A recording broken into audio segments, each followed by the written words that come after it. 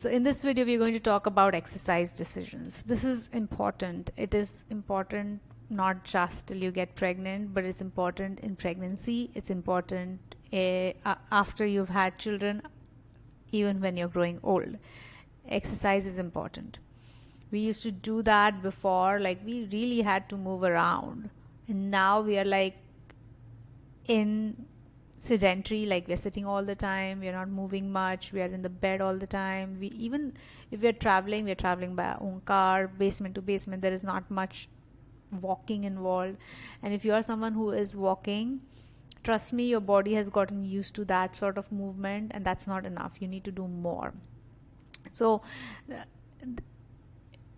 I will tell you like what kind of exercises that you can do to feel better. Now you need to really catch up with yourself where you are right now, right? So why do exercise? Number one, because it feels better. Everything that I'm teaching you in this course comes back to feeling better. That's the mindset work. Like how can we reprogram ourselves to go from feeling shit to feeling better every moment, because everything has a positive and negative, and I will talk about it in the next video, how to manage your mind. But exercising is one of the activities which feels better. Now thinking of exercise, getting started doing the exercise might not feel better at all, but once you start, it really feels amazing. It feels like you have achieved something, and if you have done that, you would know it. So it feels better. When you feel better, your stress hormone comes down, it improves stress, your insulin resistance improves, and you become insulin sensitive. Now it's good for the brain in the sense because we are constantly thinking. So every time we are busy thinking something negative, we are always thinking negative. Trust me. Think like we have around 60,000 thoughts a day, and most of the time the thoughts are around protecting ourselves. Like how can I not be in danger? That's what is happening, because it's happening at a primitive brain level. Sometimes we are of course having good thoughts, but most of the times our brain is focused on something someone said, or how I will say this, how I will say that. That's what is going on. So when we exercise, for those moments our brain forgets about those things. Like I remember even while doing yoga, I would in the class, my mind is gone to places. It's sort of difficult to control it. But when you put your attention to like, okay, I'm going to hold this pose like this, hold this pose like that, I'm going to lift these weights, for moments your brain is shifting its focus.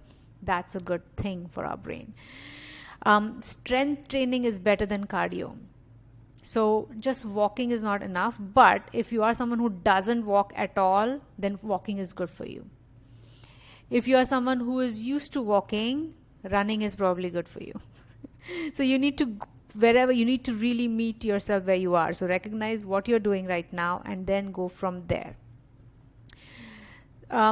Strength training is better than cardio, because many a times we'll go in cardio, we'll start running. That is also not a bad thing until you feel like really like, exhausted. And there are some theories that also worsens the stress hormone, and you might not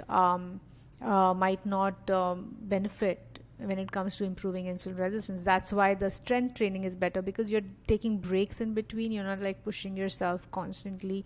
You're not putting too much pressure on your knee joints, especially if you're overweight. So try doing strength training instead, like on muscle groups, and try to improve the capacity of your muscles to hold that weight, like keep incrementally going above. And that's good for our brain too, because our brain is saying, oh, I can do this, I can do this, I can do more, I can do more. So brain likes those challenges, so keep doing that. Now club it with a habit, any habit.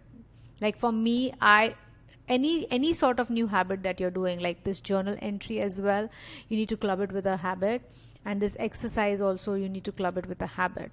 Even sleep, like remember, sleep, if you see the habits are stacked, like sun has gone down, you're having dinner, then you club everything, dim the lights, turn off the TV, close the curtains, make the room cold. All of those are like habits stacked after each other. So brain likes habits. It's easier for the brain to do it if it is clubbed with a habit. So you can club the exercise habit with something which you do normally. Like for me, I wake up and the first thing I do is pee and I go and do yoga. I will let my cat out of the house and then I'll go down and I'll do some yoga, 20 minutes. That's what was my requirement. And sometimes I just don't want to do any of it. So I just directly do a headstand because it definitely wakes me up and it's like enough activity for my upper body is not so sore. So I can do it. And then I sometimes go reverse and then I will try doing something else, just whatever muscles are sore. But I do 20 minutes of that. Whereas my husband, he will exercise after dropping the kid, he will go to the gym. Like 20 minutes is enough. Do some lift, some weights, because we want to hold the belief that I'm someone who exercises daily. If you start doing this work daily, I mean, imagine yourself, like, would you be beating yourself that I'm not even exercising, I'm not doing this? No, you become someone who exercises. And you can do it for 5 minutes also. Like sometimes, like, look at these exercises. You can do skipping 5 minutes. 5 minutes is enough, like 100 skips. That's a lot. Running is something, if you have stairs in your house, just go up and down the stairs. Like, do that. Make that as a form of exercise. 5 minutes is all you need. Pilates if you like it, yoga if you like it, Zumba. So many women like Zumba. But recognize the habit stacking, like when would you like to add Zumba? Because Zumba demands you to start the TV and then watch the thing and then start. So recognize each step and like break it down and try doing the first step for whatever. Like I used to literally hate doing yoga at home. I would go to a class, but then slowly, because of the pandemic, I started doing it at home. And even at home, what I used to do, I used to keep the mat open near my bathroom, in the closet. Would keep it open in the night time, so that when I wake up, the mat is open, my brain gets a signal, okay, let's do yoga, let's just sit on it, or let's do something. And doing a headstand, like standing upside down, that is something which really excited me. So it might, find out what excites you. You don't have to do a headstand, but you might have something else to do, like, one of those exercises that you can do it at home, like running from here to there, lunges. You can do all of that. And remember to reward yourself. So rewarding can look like, of course, in the journal you write things like, excellent, I did this today, I did this extra and I felt good. Also, you can come and reward yourself by telling other people about it, like telling your husband about it. I did this extra, or just like keep talking about it. Amazing, good job. Remember to reward yourself. So that's my take on exercise.